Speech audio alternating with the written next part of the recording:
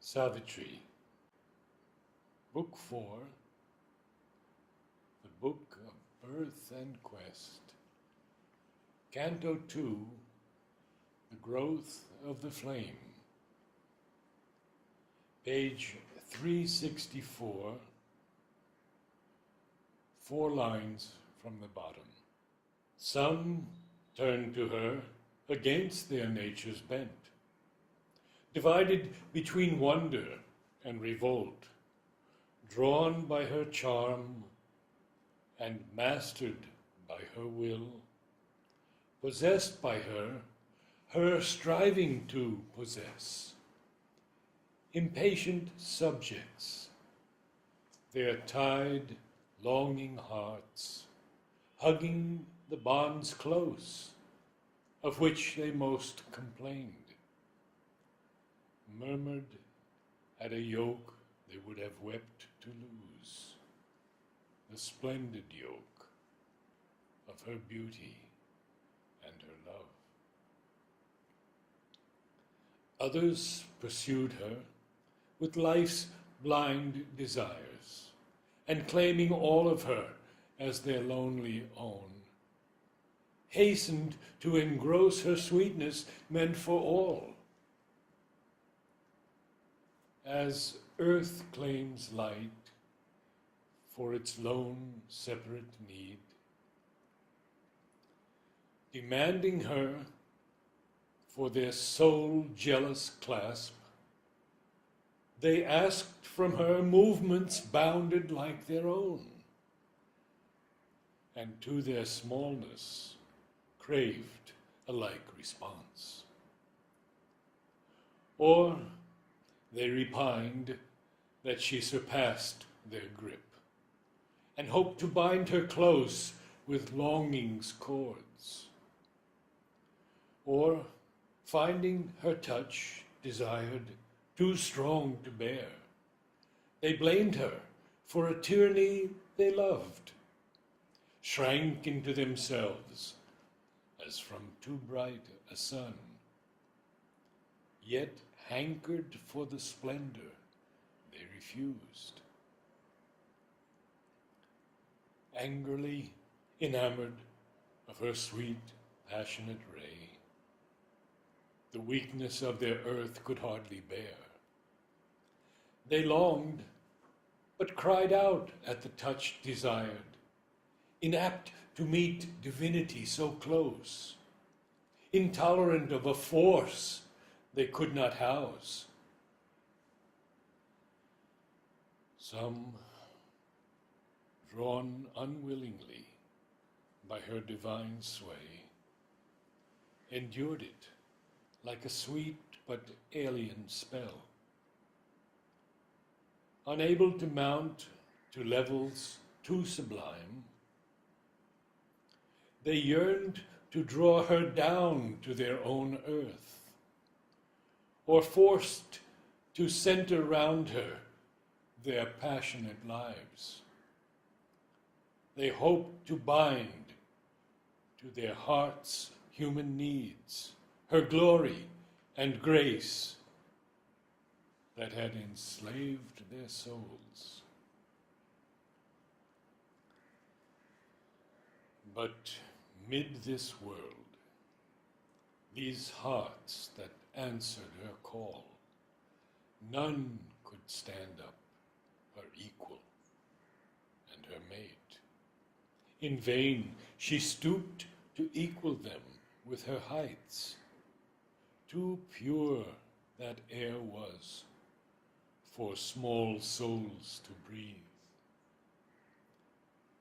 These comrade selves to raise to her own wide breadths her heart desired, and fill with her own power,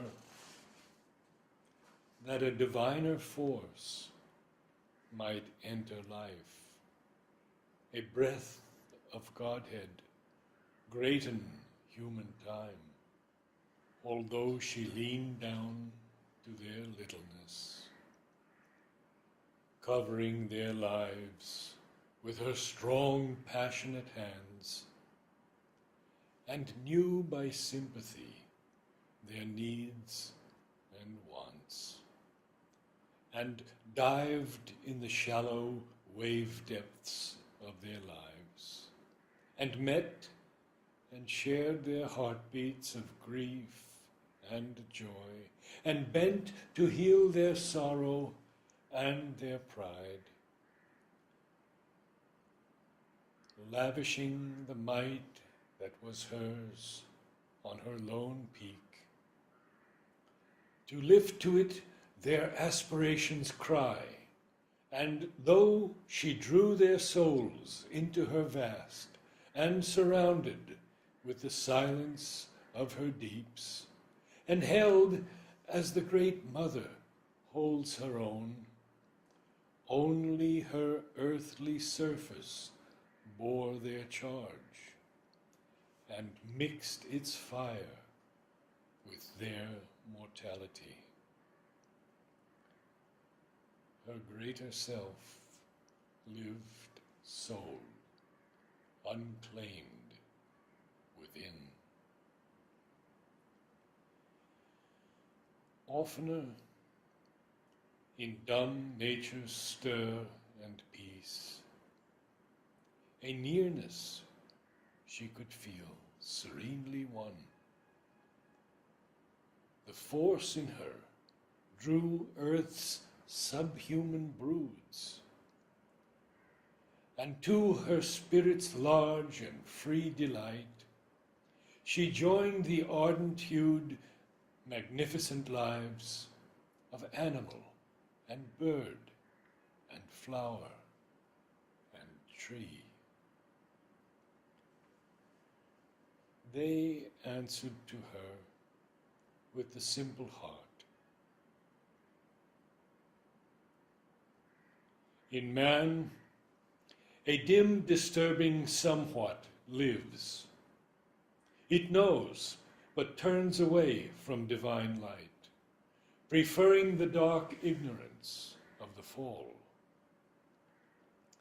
Among the many who came drawn to her, nowhere she found her partner of high tasks, the comrade of her soul, her other self, who was made with her, like God and nature, one.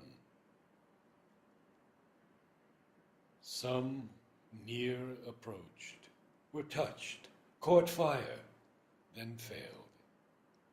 Too great was her demand, too pure her force. Thus, lighting earth around her like a sun, yet in her inmost sky an orb aloof, a distance severed her from those most close, puissant, apart her soul as the gods live. As yet unlinked with the broad human scene, in a small circle of young, eager hearts, her being's early school and closed domain, apprentice in the business of earth life, she schooled her heavenly strain to bear its touch, content in her little garden of the gods, as blooms a flower in an unvisited place. Earth nursed, unconscious still, the inhabiting flame, yet something deeply stirred and dimly knew. There was a movement and a passionate call, a rainbow dream, a hope of golden change, some secret wing of expectation beat. A growing sense of something new and rare and beautiful stole across the heart of time.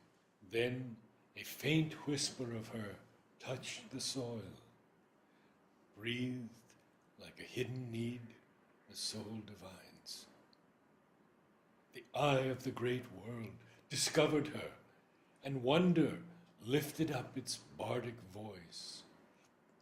A key to a light still kept in being's cave, the sunward of an ancient mystery sense.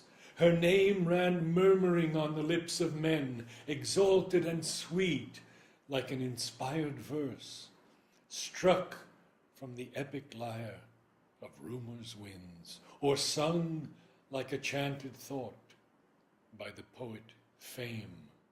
But like a sacred symbols was that cult, admired, unsought, intangible to the grasp. Her beauty and flaming strength were seen afar, like lightning playing with the fallen day. A glory unapproachably divine. No equal heart came close to join her heart. No transient earthly love assailed her calm. No hero passion had the strength to seize. No eyes demanded her replying eyes. A power within her awed the imperfect flesh. The self-protecting genius in our clay divined the goddess in the woman's shape and drew back from a touch beyond its kind, the earth nature bound in sense life's narrow make. The hearts of men are amorous of clay kin, and bear not spirits lone and high, who bring fire intimations from the deathless plains, too vast for souls not born to mate with heaven.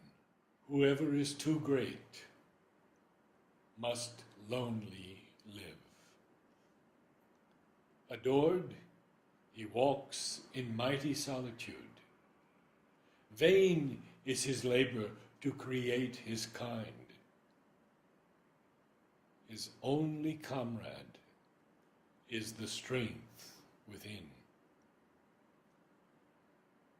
Thus was it for a while with Savitri.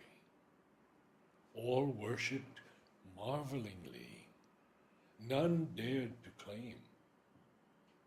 Her mind sat high, pouring its golden beams. Her heart was a crowded temple of delight, a single lamp, lit in perfection's house, a bright, pure image in a priestless shrine. Midst those encircling lives, her spirit dwelt, apart in herself, until her hour of fate.